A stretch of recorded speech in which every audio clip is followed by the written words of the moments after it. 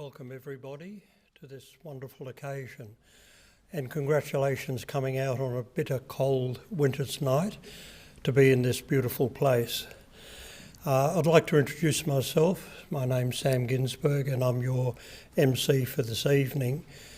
I haven't done much MCing, but I know the first thing to say is could you please turn off your phones or put them on silent mode, please. I had a sudden inclination about my own phone and I realised I left it in the car, or I hope I have. My claim to fame for being here is that me and my family lived in Cottles Bridge for over 20 years, and the first thing I did when I retired from being a clinical psychologist and researcher was to join the Whittlesea men's club, or not men's club, woodwork shed. And it was a wonderful experience. Men from all over Whittlesea and further out came together to share their skills and to make a lot of furniture and toys for the community. So I do feel a connection to Whittlesea. Since then I've moved into the city. There's some people that I'd like to welcome. I'm aware that this is online direct streaming tonight. Hello to all of you out there at home. I hope you're enjoying this presentation tonight. We're certainly extremely pleased to have so many eminent speakers to speak to us tonight. But I think before I begin, it would be appropriate to mention some very special guests who are with us tonight. They're people who have been members of the Whittlesea Historic Society for many, many years, long-term members and some life members, so a very special welcome to you. It's appropriate to start with welcome to country. I'm a member of Global Gardens of Peace, and they have what I consider to be a very appropriate welcome to country. We acknowledge the traditional peoples at these lands, the land in which we live, work and enjoy. We acknowledge the many cultures of First Nations. We pay respect to their elders and their communities. We are committed to learn and to understand the peoples and their lands and seek to walk with them and learn from them in all our endeavours. As I said, we're very fortunate to have some very eminent, distinguished and generous people who have come tonight to speak to us. It's a credit to the Whittlesea Historic Society to engage people of this status to speak to us at such short notice. So thank you very much for coming.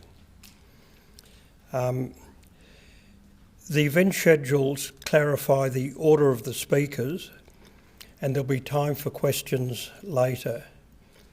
There'll also be an opportunity to make comments on some written material that's at the front desk, should you prefer to comment.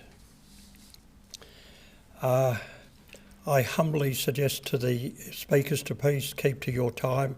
I realise it's very short to say probably a lot, but I know you'll do your best.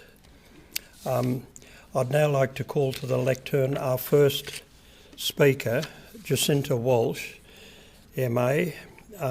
Jacinta is the founder of and artistic director of Ballet Arts Australia. Thank you, Jacinta.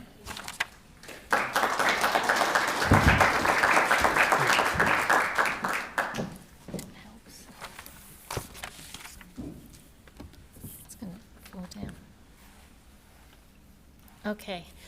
Good evening, guest speakers, Professor Richard Broome, Dr. David Harris and Rosemary Cameron. I'd also like to acknowledge the attendance of the President of the Whittlesea Historical Society Mr. Bruce Whitchurch, and the Vice President, Mr. Bruce Batten. The Executive Committee, ladies and gentlemen.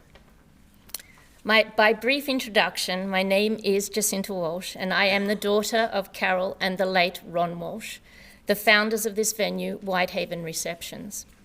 My mother has kindly donated Whitehaven for this evening's seminar in support of the important vision, as well as David Galea of Vivid Stream and John Walsh for the audio-visual equipment. Now some information about my background. After graduating with a Diploma of Dance under the Deanship of Anne Williams in Melbourne, my professional dance career was predominantly in Europe, with Basel Ballet, Deutsche Oper Berlin Ballet, and European dance companies. After my performing years, I personally represented world-renowned artistic directors in dance, opera, film, and theatre. I received a postgraduate diploma of Business Management, Arts and Cultural Management with the University of South Australia. And a few years later, I received my Masters of same. Over the past several years, my international experience and knowledge has been shared with young aspiring dancers and artists in international vocational schools of the performing arts in Melbourne, Singapore, and the United Kingdom. My career expands over 30 years. Alongside my career, I have been very fortunate to have had the opportunity to travel the world and experience life with various cultures like in Russia, Asia, America, and Europe. My travels included visits to some of the world's greatest museums, art galleries, and theatres. I also attended major visual arts events like Basel Art in Switzerland, and seminars such as a meeting held in Berlin to discuss the creation of the United Arab Emirates Great Arts Precinct in Abu Dhabi. After returning to Whittlesea in 2018 to support my mother during the last stages of my father's life, I decided to remain here to support the arts and culture of my hometown Whittlesea and my country to the best of my abilities. Recently, I founded my vocational Ballet Arts Academy and company Ballet Arts Australia, with a vision to provide excellence in dance education, dance training, and performance. Now to speak about why we are gathering here this evening. As we realize, history, the arts, and culture are the lifeblood for societies. History shapes our future, the arts cultivate our creativity and innovation, and culture strengthens our identity and gives us a sense of belonging to a shared cultural heritage. Therefore, our societies are in great need of these elements to inspire the people and enrich their lives. This can be achieved through a shared innovative vision led by great leaders to promote greatness of same. Whittlesea Township alone has a rich and fascinating history that you can all see from the display here this evening. Special thanks to Karen, Matt, Barbara, Ross, Bruce Batten, and David for their hard work. The items here are only a small fraction of the enormous collection stored in garages and rooms that faces the daily risk of deteriorating or being lost forever through disasters like fires and floods. I know that some historical artefacts have been given up because of unavailable storage facilities. Since 1975, the Whittlesea Historical Society has done their best to preserve, protect, and present the collection of books, papers, and artefacts, and advocate for an official residence inside the Whittlesea Township, the capital of the city. These calls have been unanswered, and time is running out to rescue the invaluable collection. To highlight the urgency of these matters, we are gathering here this evening to listen to our guest speakers' expertise in history and the arts, and to present our vision to Mr. Craig Lloyd, CEO of the City of Whittlesea Council, Mr. Rob Mitchell, MP, Member for McEwen, Miss Lauren Cathage, MP, Member for Yan Yean, and the Honourable Mr. Steve Dimopoulos, the Minister for Tourism, Sport and Major Events, and the Minister for Creative Industries. We are asking for their immediate action and full commitment to ensure the Whittlesea Township and the city's history, arts, culture and cultural properties will be forever safeguarded. We are asking them to support our shared vision to create a historical and arts precinct in the township of Whittlesea, where Whittlesea's Historical Museum and Art Gallery will be established to preserve, protect and present the history, arts, culture and cultural properties. Please cast your eyes on the map of Victoria. The pins are representing all the museums in our state. Unfortunately, you will also note with my assistance that the entire city of Whittlesea is without a museum. So it's just above the clusters of Melbourne. Mr. Albert Miller kindly placed every pin on the mat, so thank you, Albert.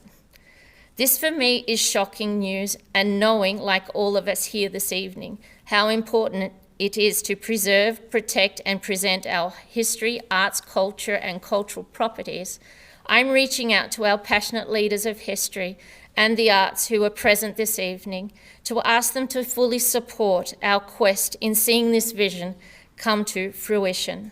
Thank you.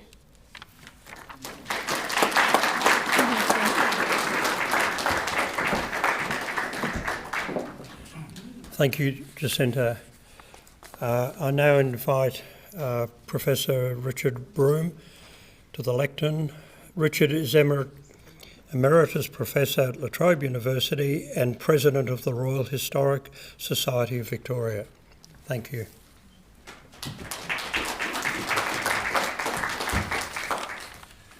Thank you very much. Thank you very much for coming here tonight, and the RHSV sends our good wishes to the Whittlesea Historical Society and your membership team, particularly Bruce Whitchurch, the President. I'd like to just begin with an acknowledgement to country that we're on the land of the Wurundjeri people, and I'd like to pay my respects to their elders past and present. And as historical societies, I think we should be aware that Aboriginal people are offering partnership in their 60,000-year history in our country, and I think that takes us all back into deep time. It's a rich heritage that we can all share, and so I think that we should be very thankful that they're offering that to us. Now, I note the Whittlesea Historical Society has been going for 48 years, and that's a wonderful thing. But I'm absolutely astonished, astounded and shocked that you don't have a home in all those years. Now, the RHSV is a little bit like that. We're gypsies.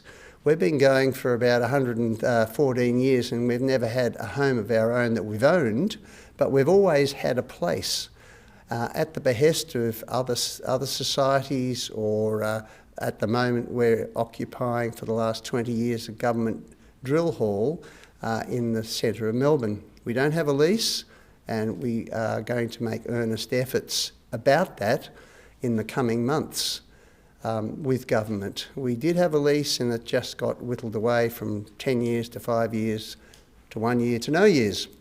But at least we have a place, and it would be very difficult to throw us out. So I thought I'd talk tonight about the theme of the power of place. And we've seen that in those images that we were looking at 10 minutes ago. And place is a very powerful thing. And it's people that give meaning to place. Land is a natural phenomena. It's everywhere on the face of this earth. But landscape is a cultural creation. We create landscape by creating modes of living like farming or a hunter-gathering mode of existence. They shape landscape and make it into land into landscape, or land into country in Aboriginal terms. So let's think about the power of place. When I drive down to the Surf Coast, there's a little insignificant creek in a dip that I pass over. It's called Merrijig Creek. Now that place has got a history. When it was named, why it was named that, and also what's the meaning of this place. Now Merrijig in Wurundjeri means happy. So someone thought that this creek was a happy place. But beyond that, we build more meanings about this place. I had a colleague, Inga Clendinnen, who was a wonderful historian of Central America and its and traditional cultures, Aztec society, Yucatan society. And she had a place in Anglesea and used to drive down over Merrijig Creek and thought nothing of it. But one day she asked me for some material on George Augustus Robinson, the Aboriginal protector. I gave her his diaries and she discovered in those diaries that Merrijig meant happy. And she wrote this about it.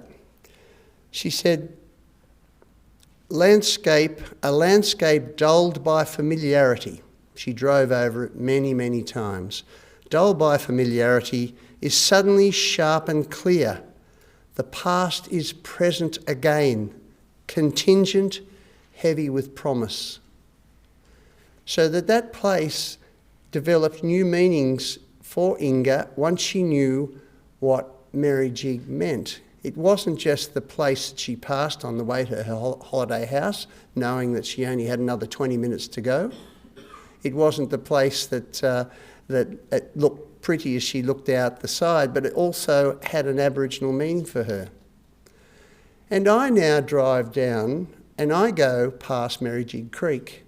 And when I go past, I also think of my former colleague, Inga Clendinnen.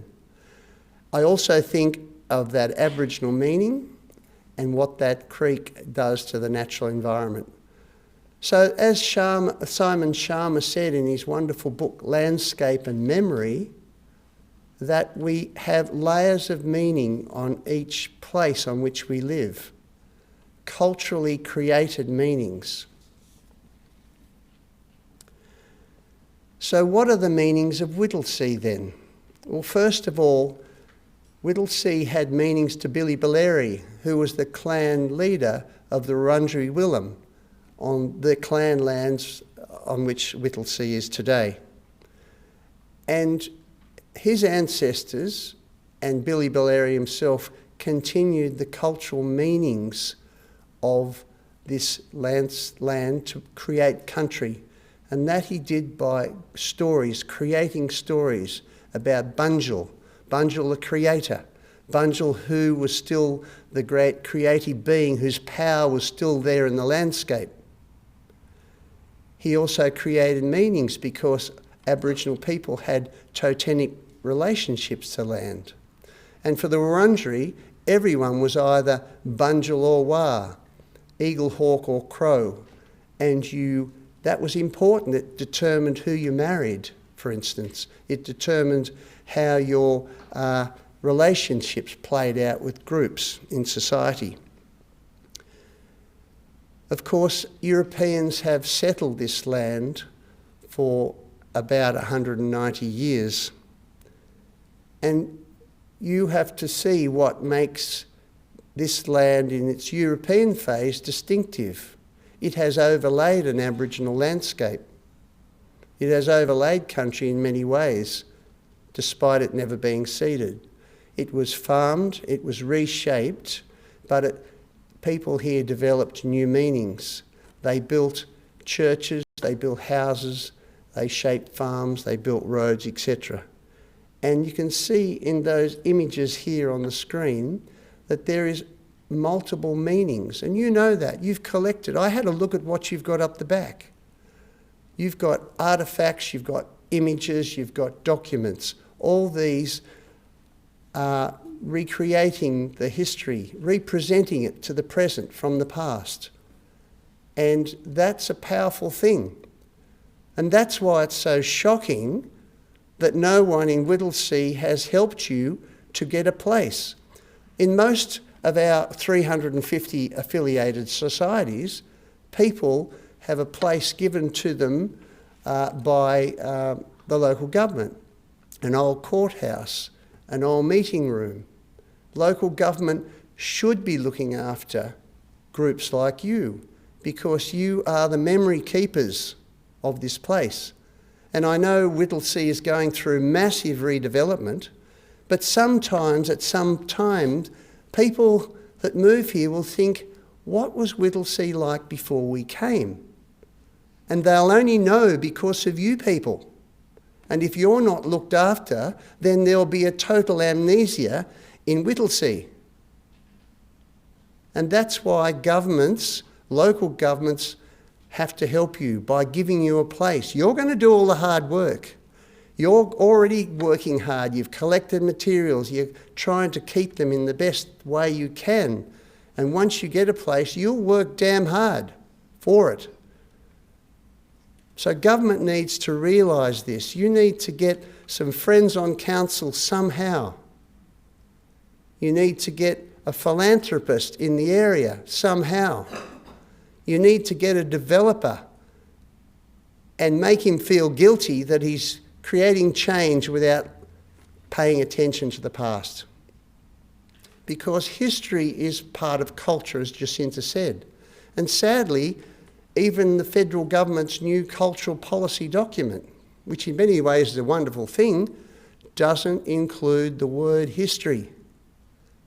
And yet, when people write ballets, they write plays, they write novels, they write books, where do they get their stories from?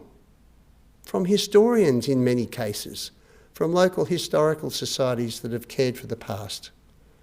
So we need to get active, you need to get active, you need to get people on side.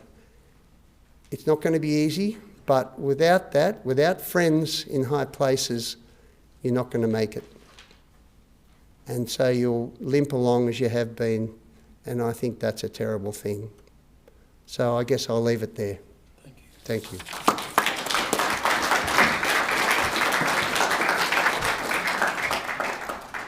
Thank you, Richard. I now ask Dr. Davis Harris to the lectern.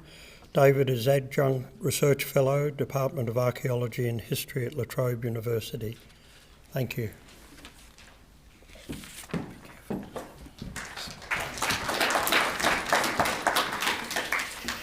Thanks for the invitation to speak, and it may seem that Richard and I have discussed what we were talking about, because I'm going to extend what he said. It'll be different though, and it may have something to do with the fact that he did tutor me when he was a young tutor, and he supervised my thesis, so I think we think along the same lines. The other point that I'd make would be, looking at this map, I know so many of those pins, and I have such wonderful memories of those places, and people like you providing material which would otherwise not be there. Okay, I'll be reading this paper because I'm trying to stick to the amount of time I have. So my question that I'm addressing is, what is the importance of local history? And to answer it, I want to talk about a place at Mitcham in the eastern suburbs. Over 20 years ago, I contributed to a conservation study for the city of Whitehorse on Schwerkolt's cottage and the surrounding precinct. The creek valley that used to border it now carries Eastlink. And I'd already been involved on a project at Westgarth Town with Rob Wookich, who's here tonight, and it's great to see him. And when I worked at Heritage Victoria, I naturally assumed that the significance of Schwerkolt's was partly to do with the part it played in Victoria's German heritage. The design of the house was similar to German farmhouses in Doncaster, Kangaroo Grand and Maltson's farmhouse at Westgarth Town. But over a cup of tea with some members of the Historical Society, I realised this perspective wasn't actually uppermost in their minds. To them, the site's significance wasn't its German origins. Instead, the building was a pioneer cottage and part of the early history of colonial Mitcham. I began to understand why locals who had lived with the building for most of their lives and perhaps spent hours and hours devoted to its preservation and its functioning as an important local historical site would see it as a link to a pioneering past. Often such sites are given a unique status that over the years become embedded in the history of place, the sort of place that Richard is talking about. And it's worth remembering the way that place has several different levels of meaning. And so at Schwerkoltz, there was a herb garden, for example, that was thought to have been planted in the mid-1860s and was considered to be the first herb garden in Victoria. The cottage was believed to be the only pioneer stone cottage on its original land in metropolitan Melbourne, although the existing cottage was the third one on the site and built in the late 1880s. At the time, I questioned the interpretation that I thought was a bit inaccurate, a bit nostalgic and a bit sentimental. And for me as the consultant historian, there were other more important elements, but there was also a lesson for me to learn. And that was that a local community's view was one of several ways of looking at the site, and stories of local relationships with the site grew, and there was some searching to explain why it was important. And I might disagree with some of these fictional elements about the herb garden, which was a bit way off, and the idea about it being the only cottage in suburban Melbourne. You only need to look to West Garthtown to see how incorrect that was. But really, it didn't matter. So what did I think demonstrated the importance of the land and building to this area? There were several, but I was particularly intrigued by the way that the suburb of Mitcham had developed around the site, obviously similar to West Garthtown. I also began to realise the story of its preservation was part of its history, and that the stories about it, its perceived unique elements, made the site locally significant and were part of the local relationships that perhaps gave a sense of community.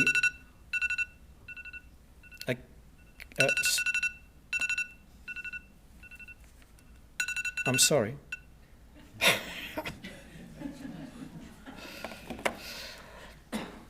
And were part of the local relationship that perhaps gave a sense of community, of ownership to it. So two aspects that were important to me were how the site had a continuing history linked not only to both world wars, but to modern stories of conservation in the 1960s. It was a reminder of the observation made by American novelist William Faulkner that the past is not dead, it's not even past. And as I researched through the archive that was in the building on the site, I found amongst the papers a letter dated November 1st, 1965, congratulating members of the Historical Society who had saved the building from demolition. The letter was signed by Robert Boyd. So one of Australia's most famous architects saw the significance of saving Schwerkoltz. Boyd and the local residents in Mitcham shared a view that the heritage value of a building is not measured by who designed it or how grand it was. And this is an unremarkable view in 2023, but in 1963 it wasn't. There were probably many places like Schwerkoltz Cottage that went under the bulldozer as suburbia went over the orchards of the eastern suburbs between the 1950s and the 1970s. So there's a study yet to be written about how other community-based protests led to the conservation of significant sites. For example, why is Westerfolds Park on the border of Eltham and Templestowe? Because local residents stopped A.V. Jennings from subdividing the land about the same time as Schwerkoltz was under threat. So for me, as an historian, Schwerkoltz was probably linked to many places across Melbourne in the 1960s, 10 years earlier than the 1970s, which tends to be regarded as the pivotal point of community action and protests such as the Green Bans. So the early 1960s was also a period when grand buildings like Como were considered worthy of preservation, but certainly not an old farmhouse in Mitcham. But there are other more extraordinary stories buried in the archive. And this is the reason that you need an archive. If there was no archive, that letter, one letter, may have gone. But the next thing adds further to the need for an archive. So amongst a wad of letters, I found a suggestion that the house and land were confiscated from the family at the end of the First World War. As part of war reparations, the German government was forced to pay the Allies. So the story is complicated, but the bare outline is that by coincidence, August Schwerkolt's daughter happened to be in Germany with her husband at the outbreak of World War I and were forced to enlist in the war effort. After the war, letters continued to be exchanged between the family and the Commonwealth government throughout the 1920s and 30s until a resolution was almost reached in 1939 when any further negotiations halted with the outbreak of World War II. So what, you might ask? Well, as a historian, here is a further area of research and an example of the way that local events achieve an even greater significance and meaning when they are put in the context of national and international events or movements. So the neglect of your archive is contributing to the neglect of our understanding, not just Whittlesea, but beyond Whittlesea. And it really upset me when I heard what was happening for you, and particularly put in the context of all of these other places which operate quite efficiently. So historian Ian Harmstorff, writing on Germans in South Australia, provides a perspective for me of understanding these events when he suggested the treatment of German Australians during the period demonstrated that Australia was a, quote, a parochial British outpost that had failed to come to terms with a significant non-British minority in its midst. So for me, there is an echo here with the inscriptions on gravestones at Westgarth Town. Obviously, it hardly matters that some might see Schwerkolt's cottage as a romantic remnant of a pioneering past, as it does nothing to diminish the significance of the place. Perhaps the site is now seen differently than it was 20 or so years ago when I was there, but it doesn't really matter that I see different elements from the local historical society. I'm not maintaining it.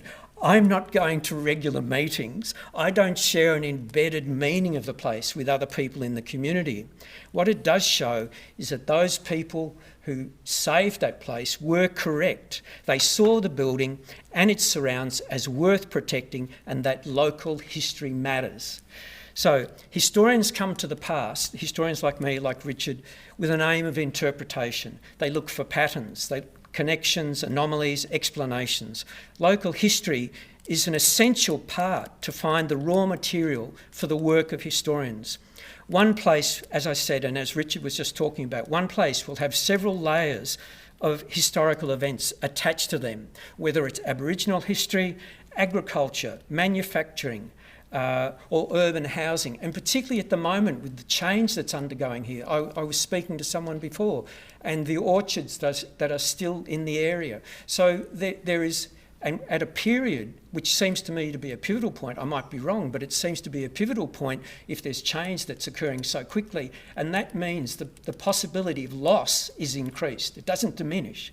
So some elements will continue, some will disappear, and there'll be connections made and lost. So there are different ways of understanding sites or events in a locality. Schwerkolt's is just one example of a community seeing the value, protecting its history, but there are many elements to the story that transcend either the herb garden or a colonial history. So quite often there'll be links made as the time is there for that story to be told. So to conclude, I want to briefly consider the difficulties associated with sustaining the place of local histories in a community. There are not many places like the Schwerkolt precinct. A local history archive exists beside a local history museum in the grounds of a significant heritage site that has been saved by members of the voluntary organisation that runs the archive. They have a retired librarian. 20 years ago, they had a retired librarian who is helping them. But keeping a history alive and nurturing a museum that is a living museum can be achieved in many different ways. Over the years, there are oral history collections that I revisit all the time. So The Lifeblood of Footscray, for example, which is about the William Angliss meatworks and an oral history of that. for me that remains a classic. Under the Hook, the history of Melbourne waterside workers, or Casting the Net on the Gippsland, about Gippsland's fishing families. And more recently, with the ending of commercial net fishing on the Gippsland lakes, an online project was initiated combined with a travelling display to tell the story of commercial fishing on the lakes. And you can find it by Googling End of an Era, The Last Gippsland Lakes Fishermen, or The Life Stories of Gippsland Lake Fishers. You'll find it.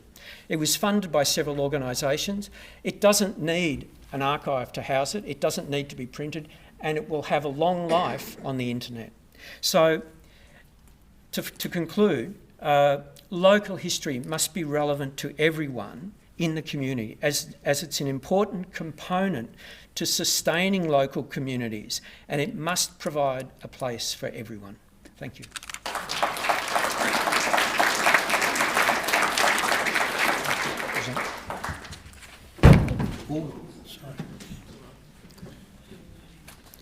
Thank you, David. I'd like excuse me. I'd like to invite Rosemary Cameron to the lectern now. Rosemary is the Executive Officer of History, House Royal Historical Society of Victoria. Rosemary?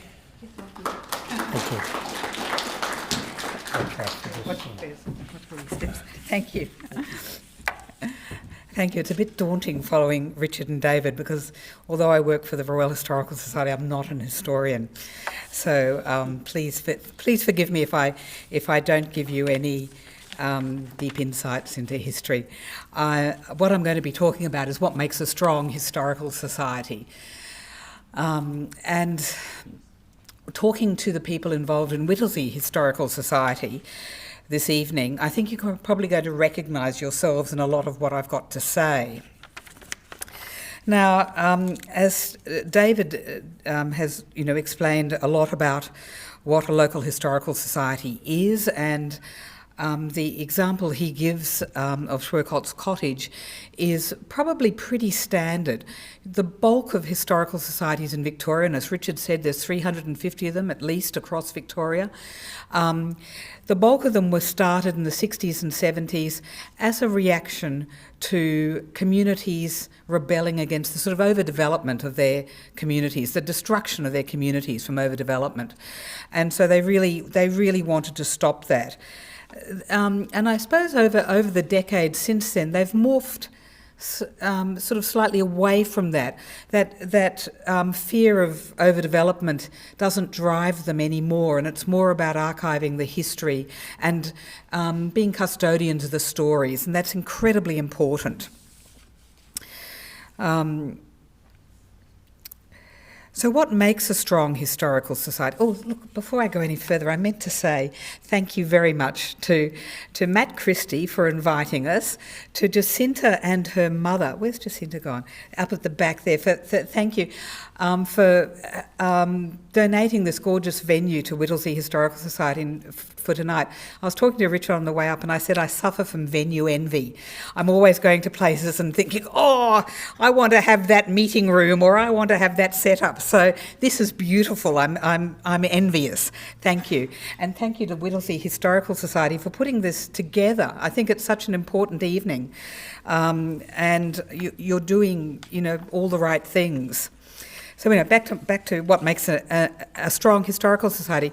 When I started at the RHSV about 5.5 years ago, I would have sworn black and blue that it was all about numbers.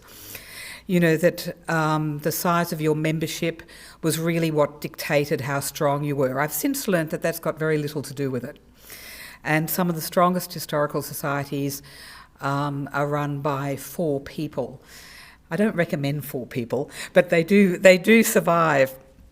And some of the weakest are some of the larger ones, where they're involved in a drive for membership, and it's not always what they should be putting their energies into, I feel. But what does make them strong are the people who are involved. So if you've got 4 people who are really great at what they do, and one's a good leader, and they really get on, they will achieve a lot more. Poor leadership is what causes historical societies to fail time and time again. We do a lot of speaking to historical societies about this topic and about volunteers and things like that. And one of our counsellors, Paul Fearon, has coined a phrase, founder syndrome, which is all, and you probably know about this, which is all about when an historical society starts and the people who started have a very clear and strong vision for what it should be, and they repel all borders. You know, new people come in with new ideas, new ways of doing things, and they're not allowed. They're really sent away. They're not made welcome, and that's really bad. That's really poor. You've always got to recognise that the world that you're living in, the context is changing all the time. Your objects in your collection might not change, but what will change is the way that we look at them. So at the RHSV, we talk a lot about decolonising our collection, which doesn't mean that we're doing anything to the documents or the objects or the paintings in our collection. What it means is we're changing the way we catalogue them. And so, with decolonising, it's obviously to do with Indigenous material, but it also applies to material about women and other groups who, when we started in 1909, so our catalogue is very old, these people weren't recognised. There'd be a photo of the Mayor of Whittlesea, say, and it'd be, Mr. Tom Jones, Mayor of Whittlesea, Mrs. Tom Jones, Aboriginal servant. The women weren't named, the Aboriginal servants certainly weren't named. They weren't identified. They were lucky if they were talked about at all, let alone named. So we're trying to go back and change that. And put these people into our catalogue records. So, it constantly amazes us how much Indigenous material we have in our collection because it doesn't come up in the catalogue records. And the same thing for women, for a lot of groups which, these days we take for granted and which were just hidden in the past. And so the context in which you're working is changing all the time, and you've got to be prepared to change and roll with that. Otherwise, you will become irrelevant, and you don't want that to happen. I've got a sort of mental list in my head of strong historical societies because I try and get out and see historical societies all the time. And there is one thing that is very common to them all, and that is their relationship with the local council. So they have great relationships with the local council, and it doesn't happen by accident. They work on it. They really, really work on it. They, Jim Connor, who's the president of Eltham, told me that, and I think Jim might have been a former councillor, but every time there's a new councillor, they give them an information pack about the Historical Society. They offer to take them on a tour. They go and visit them. They introduce themselves. All the local councillors are on their mailing list. They really, really work that relationship well, and they have a fantastic relationship. It's not just venue envy I have computer envy, and I go up there, and they've got a room that's full of these, latest Apple Mac computers. And I'm just, I want them. So and it's all funded by their local council. So it's really important. Richmond and Burnley, another historical society which is really strong, and once again, they've got, the local council in Richmond and Burnley Historical Society are like that. They're so close. It's, they ring up David Langdon. It's David, we need this. Sure. Oh, well, can I have this venue free of charge? Yeah, sure. So it's this lovely mutual patting of the back and helping each other, because you are an enormous asset for any local council, and never forget that. You are the custodians of the story, the archivist. The amount of volunteer work that you've put into keeping these stories over 48 years is absolutely irreplaceable. They're not going to get that. That they could pump this place full of money and they still wouldn't get what you've done for free for the last 48 years. So never forget how important you are to these local councils, and what an asset you are. They need you as much as you need them. And so when you go and talk to them, stay strong. Remember how important you are. What else have I got down here? You'll have to... I'm sorry, I'm not doing a very structured speech because we had our AGM last night, and I've been absolutely flat strap working on that. The other thing that's changing about our context is digitisation and the digital world we work in. So, this started with, moving from typewriters to computers, and we've got there were a lot of silver linings that came out of COVID. The fact that we're being streamed tonight is probably a post-COVID thing. It's, we would never have dreamt of doing that 3 years ago. But we've all been pushed into this brave new world where live streaming is the norm. And it's fantastic because it breaks down geographical barriers, it breaks down a whole lot of disability barriers, a whole lot of things disappear. And so, the more we can embrace that, the better. And I know that new technology can be scary and frustrating, and you think, oh God, do I really have to learn a new software? But you've just got to keep pushing yourself because it is important. But don't make the mistake of digitising everything and getting rid of the originals. One of our fantastic staff members, a woman called Sophie Schilling, she doesn't work with us anymore. She's an archivist with the Bureau of Meteorology. But she explained to me once that you can have a manuscript, so a page like this, and silverfish can have eaten around the edges. There'll be a coffee stain on it. There'll be a few words that you can't read, but basically the document's still there. With a digital document, just one piece of data has to be wrong and you don't have a document. So digitisation is important, but it's always just as a backup to your collection. Don't get rid of the collection. Don't think that all you have to do is digitise your photos and that's it. And the other thing is talking to the Whittlesea members tonight, you've been talking about all these things, so I know you're doing the right things. Just the fact that you're having this event tonight is fantastic. But it's whenever there's an opportunity to engage with your local community, say yes. Don't say no. Don't say, oh, I don't have time. Say yes. If it's the local church fete, have a stall there. Have your books and your publications. Be wherever people are so that they can see you, they identify with you, they can ask you questions. And you can recruit new members and new volunteers all the time. If it's a Bunnings sausage sizzle, you mightn't have a home, but you can go into local primary schools and do in-school sessions with primary students. The local teachers would love that. And so, there's a whole lot of things that you can do, and you might already be doing this. We run Women's History Month in March, History Month in October. The National Trust run the Heritage Festival in May. There's Seniors Month in October, Children's Week in October. These are all things that you could have a presence in, and it just puts you in front of new people, makes new people aware of what you do and how important you are. So that's all I want to say, but I just do want to finish with one plea. You'll probably all know that at the moment, local history in Victoria has suffered several blows from the state government.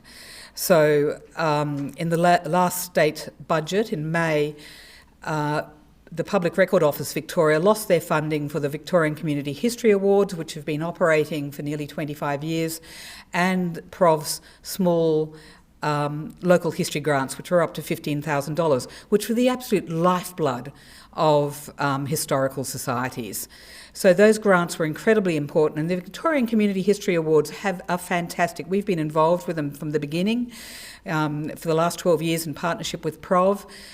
They've raised the bar in terms of the way local history is produced, and they provide great recognition around the state. And they've both lost their funding. The Royal Historical Society has decided to go it alone with the Victorian Community History Awards. It'll be no frills this year, which means no prize money. Lots of recognition, lots of honour and glory, but no prize money. And we'll be doing our best over the coming year to reinstate them and to get prize money and to really build them back into the great awards they were. We've already been having discussions with private individuals about philanthropy before that. So these are awards that are very important. We're also involved in an advocacy campaign, and I'd love you all to join in this. The first thing we ask you to do is just to write to your local member, just to write to them and say how important the PROV's Small Grants Program and the Victorian Community History Awards are, because there is almost no other funding in this state for historical societies. Richard talked about how history doesn't appear in the National Cultural Policy. We're the sort of forgotten part of culture, and we've got to keep reminding people all the time. And then once you've done that letter to your local member, please send a copy to Danny Pearson, who's the Minister for Government Services, which is the department that funds PROV, and just say how angry you are and how important it is. And I want Danny Pearson to get a flood of letters from every electorate in Victoria. So you've got to do your bit. Okay, thank you.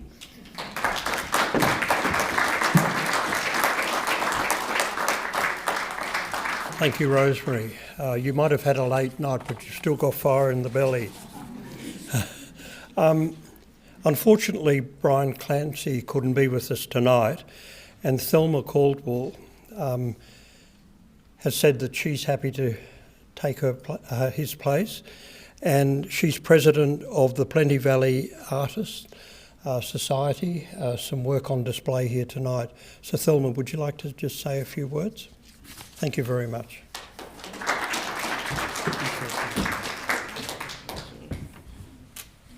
Good evening, everybody. I've lived in this area virtually all my life. I spent the first 10 years at Kinglake, going to Middle Kinglake Primary School, which I've still got some very happy memories of. From 10 years old, I lived at Mernda till I was 18, and then I come back to Whittlesea when I was married. So I've always lived in the area, and I absolutely love the area, especially the Whittlesea end with all the beautiful landscape.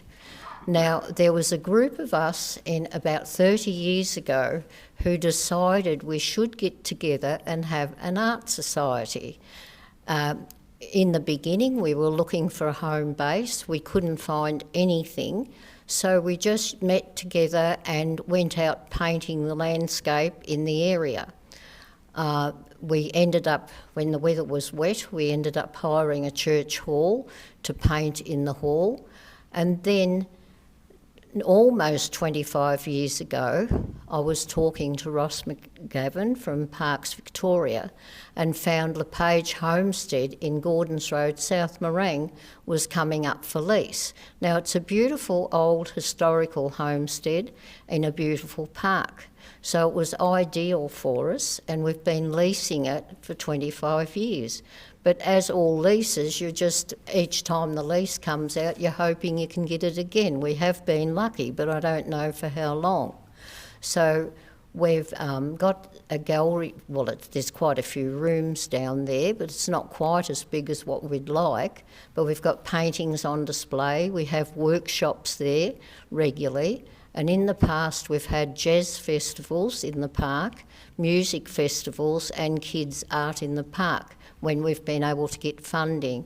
But so anyone that hasn't been to Hawkesbury Park, down into LePage Homestead, where there's someone with the gallery open every Sunday and every Tuesday, so feel free to call in and have a look at the local landscape paintings.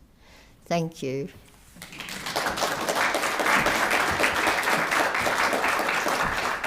Thank you, Thelma. I'll now ask David Ovenden to the lectern. David is a local historian from Whittlesea. Thank you, David.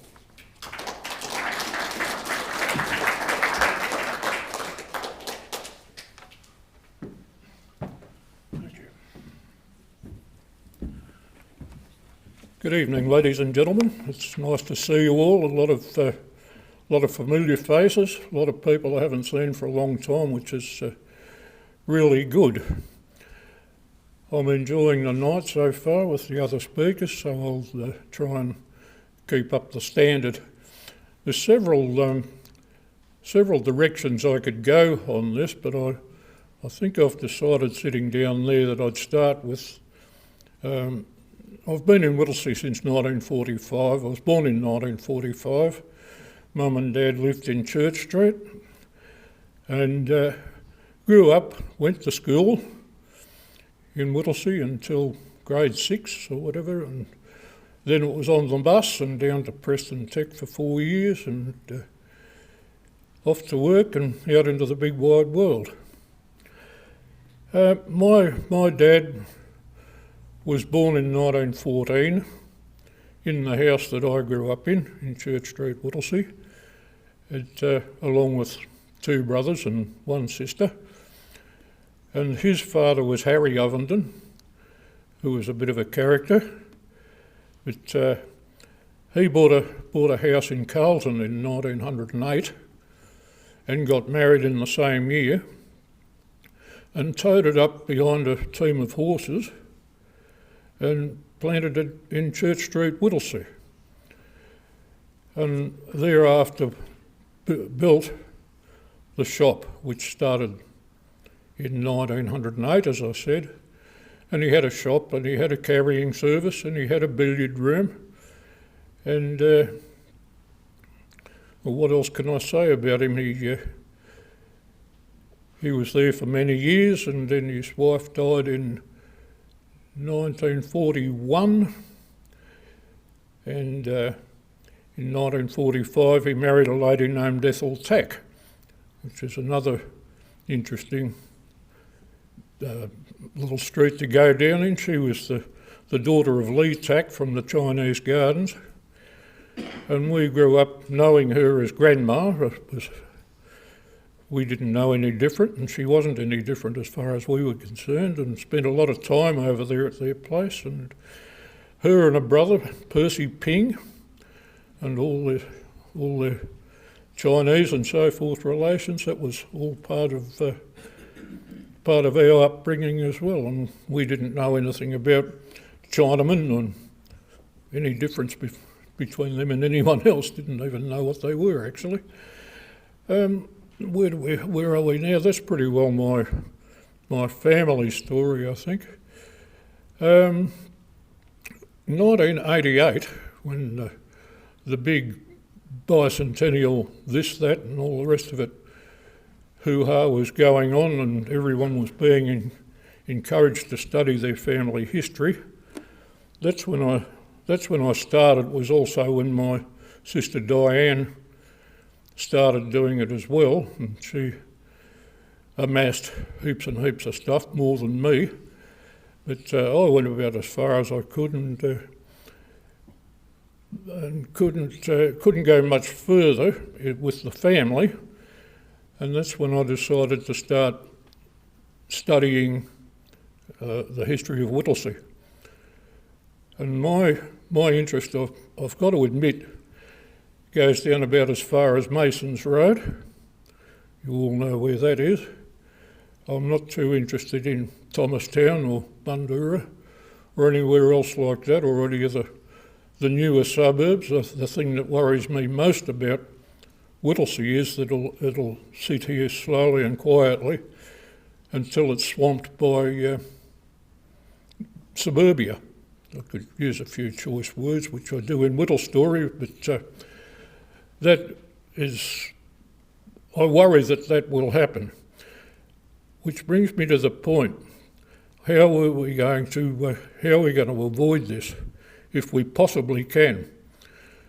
And what I think is we've got to think tourism and tourists, and recognise the assets, the tourist assets around the township of Whittlesea. When I say Whittlesea, I go as far as Upper Plenty, and then up to Mount Disappointment, Wallaby Creek, all those places, down the mountain again, Toorong Reservoir, of course, most important, Mason's Falls at Kinglake, Howitt's Lookout up there behind Hume Vale, which is great. Wouldn't recommend anyone to go driving to Howitt's Lookout. Last time I was there anyway, it was a pretty dangerous drive, but Anyway, that's something for the future. But I think that's that's the way that Whittlesea's got to think. We've got fun fields, which brings thousands of people during the summer season. And the trouble is, fun fields is on the wrong side of Whittlesea. They don't have to come through Whittlesea or stop at Whittlesea or spend their money in Whittlesea to come to the fun fields, which is a bit sad, and there's nothing we can do about that. But we've just got to look at the actual town, like the main town, the park and creeks area, the football area, the showgrounds, and on it goes. It's the more you think about it, the more you come up with. To service this, we do need a decent road. I know not everyone's in favour of a 4-lane highway both ways, but I am. And beside that, I'm convinced that the railway has got to be reinstated, and the sooner it's reinstated, the better, and not a halfway measure or anything like that. A double rail from Mernda to Whittlesea. It's not far. I know Dan spent all the money now, but I think that's a bit of a worry. But we've got 8 kilometres to go and 2 stations at this stage, not too many crossings. And the sooner that's done, I think that will serve the tourist industry perfectly. We don't need a Taj Mahal railway station. We're a terminal, it'll be a terminal, I'd imagine, station, which would be small. And also, as well as the normal commuter service, which that would entail, would be a weekend mainly tourist steam train. It's you look at the Mernda specials that they run, they're hanging out the windows, and Di Rowlands just reminded me a couple of weeks ago about the old Shire picnic train we used to have, which was fantastic. I think every resident of the Shire got on that train and went to Mordialloc for the day and had the time of their lives, and singing and carrying on in different ways on the train on the way. And that's something that's never been forgotten. And whenever I see that Mernda special running up to Mernda, I think to myself, my God, I wish that was going to Whittlesea. And as well as that, bringing in more tourists to enjoy our area. Another track we could go down is way back in the 1830s, if you like, late 1830s. A couple of years after Melbourne was established, Sherwin was an overlander, came here and settled, and a couple of years later, or 1838 or 9, Thomas Wills bought 4,000 acres at the land sales in Sydney, which was divided up into tenant farms, many tenant farms, and remained as tenant farms up until 1886, when they had the land sales for the old Wills estate, as it was known, down at the Mechanics Institute Free Library Picture Theatre, whatever you like. It wasn't at that stage, of course. But anyway, they sold it all, and sold it, a lot of it, to the original tenants, which make up a lot of the people that bought that land at that stage, including the Battens and the Andrews and many others, are still well supplied with descendants around Whittlesea. And what else can I say? Thomas Wills at one stage donated 15 acres of land for the Church of England church which was built, which is in a pretty sorry state today. It's been closed for a while now, and hopefully things will improve in that direction. The Presbyterian church round in Lime Street was a little bit earlier than the Church of England, and the Methodist Church was 1873, I think, etc. But there's just so much. There's so much soul, there's so much history in and around this township that I think that that's the way we've got to look, and we've all got to look in the same direction, push in the same direction, and let's do it. Let's get it going. And I think I've just about run out of things to say, so I hope you all enjoyed that.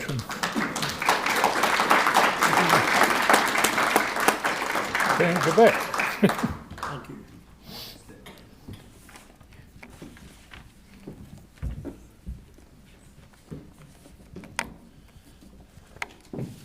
Oh, excuse me, sorry.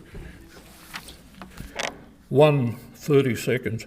In the olden days, when you wanted to know something, you went looking for the oldest person around the district to ask them questions. And now that I'm getting into that category, there you are. Thank you.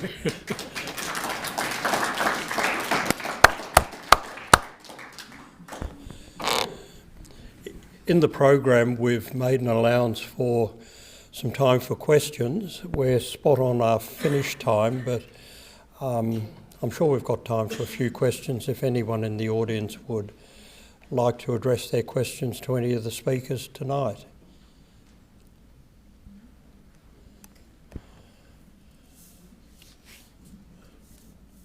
No?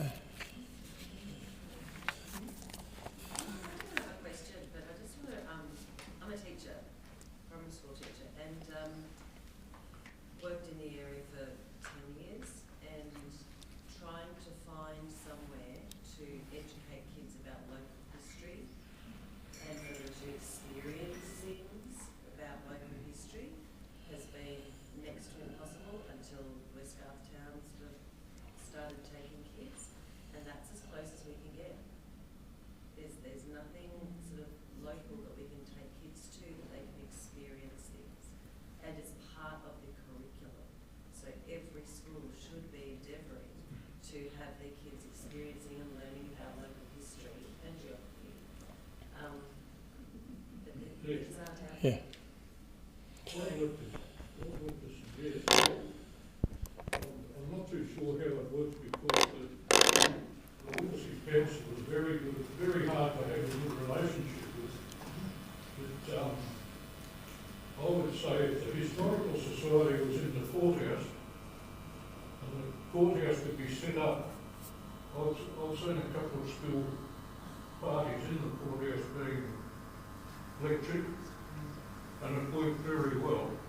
If the Historical Society had that building, and that's one of the many uses that it was used for. For like in terms of the amount of material that you're saying, or just what's here tonight? Oh, the courthouse could only be a start. Yeah, that's what I mean, like you need to use that.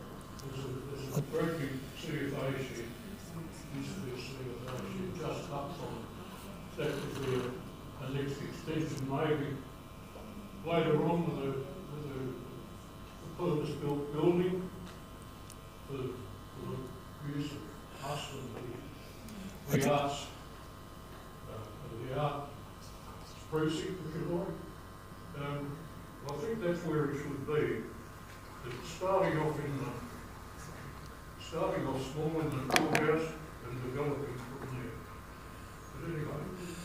I think before that point of getting a courthouse or getting a place, you can start now by working with the teachers and taking material into the classroom. You can take a history box, a box full of items that can elicit discussion, interest, and then you start to talk to your local councillors that we're doing this for our Whittlesea school children and we need council support. And so that's a small thing. And once you then get council support on that, then you up the ante support for something else, maybe a place or the courthouse or a ground. So I think, you know, it's a great way to work with schools because children have a great deal of purchase. People want to do things for children and their education. And I'm sure that some of the councillors would want to do that. But I think Rosemary's right. You've got to connect with the council. And I wrote a history of Coburg because one of the councillors was passionate about his local area. And he found the money from council to employ me for 3 years to do it. And so you have, you know, you might have good relations now, but as Rosemary said, you've got to have every opportunity to show you're doing things. A good way would be to start with the schools, and then you build from there, and they start to see you're doing something. Can I also offer, perhaps if you contact some of the Whittlesea Historic Society people who are here tonight, this is about what Rosemary was talking about too, about community coming together, and you could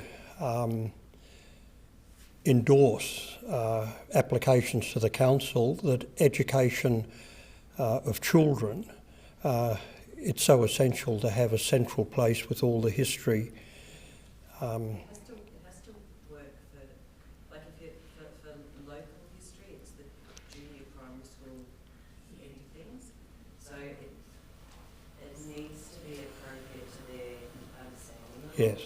And a lot of that is, that's sort of activity based. So being able to do things and experience things is the way they learn best. So Yes. having, you know, a space where they can go in and experience things like this and potentially see available. Well, that's the ideal. But yeah, the idea of having people come to that are available to come to schools and show kids things and talk them through and Develop activities as well. This is how it works and that sort of thing. That's the sort of thing we're needing. What is this object? What was it used for? Yeah, what do you think? Kids do it, or, you know, kids do ideas. No, I was Yes. a teacher at Whittlesea Primary School for many years.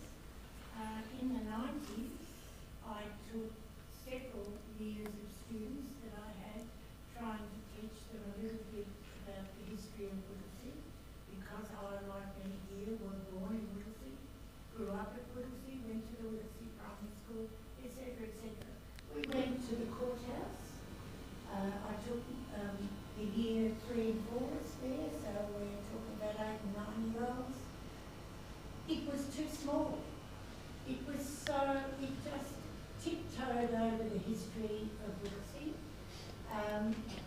I tried to expand it in the courthouse was the courthouse, and tried to explain, you know, this is what would happen, this is where the judge sat and had a etc. You know, this is where any plaintiffs would be, but it's not adequate. It's way too small. Has anybody thought of utilising the Masonic Hall, maybe? That would be better. Can I jump in with something? I'm from Arthurs Creek, the Arthurs Creek Community Centre, and we have a history group that has started up at the Arthurs Creek Community Centre last Tuesday of every month. And just recently, I'm going to share something with you that hasn't been made public yet. They themselves have applied for a small grant, and they have obtained this grant from our Shire Council, so I don't know how good Whittlesea is with such things. In Seniors Week in October, they're collaborating with the teachers of Arthurs Creek Primary School, and they're going to host a morning of history with the teachers are going to help plan what it's going to be about, what questions will be asked, what will be shown, and it will be at the community centre, so the kids will come over, they will spend the morning with members of the history group, then they will have some morning tea and that sort of thing. So that's a great initiative, and they've off their own back, have gone to council and said, can we have a grant to do this sort of thing? Council said yes within about 3 days. So that's an idea for the History Society here, to approach schools and do that sort of thing and collaborate with the teachers to see what is needed in the classroom.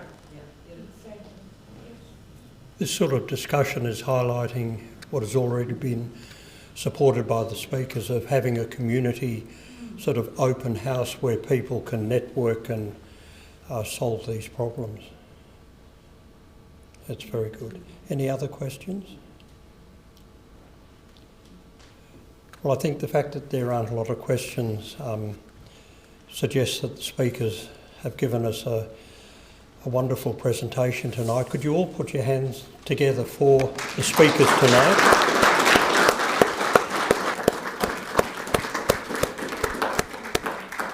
I think it's been incredibly stimulating and most informative. Thank you so much.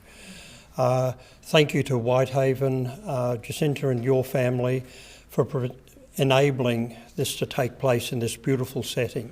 That's very much appreciated. Would you like to come forward and accept a token of our appreciation?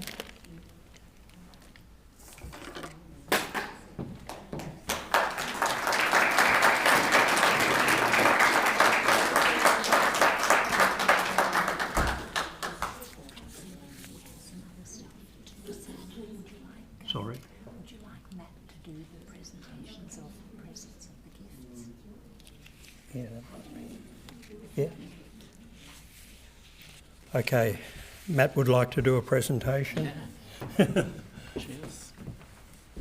So just on behalf of the Whittlesea Historical Society, a huge thank you to Whitehaven Receptions, Jacinta and Carol for hosting us this evening. And thank you to our guest speakers.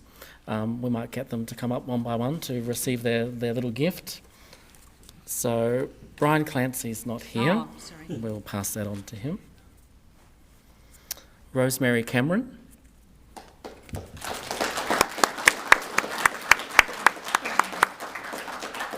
Just tough it in. Thank you, Rosemary. Thank you very Thanks. Dr. David Harris.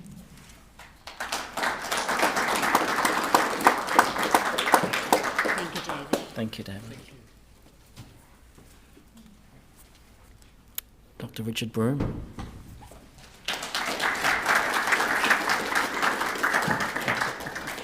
Thank you so Thank you so much. much. Thank you very much. And finally, David Overton.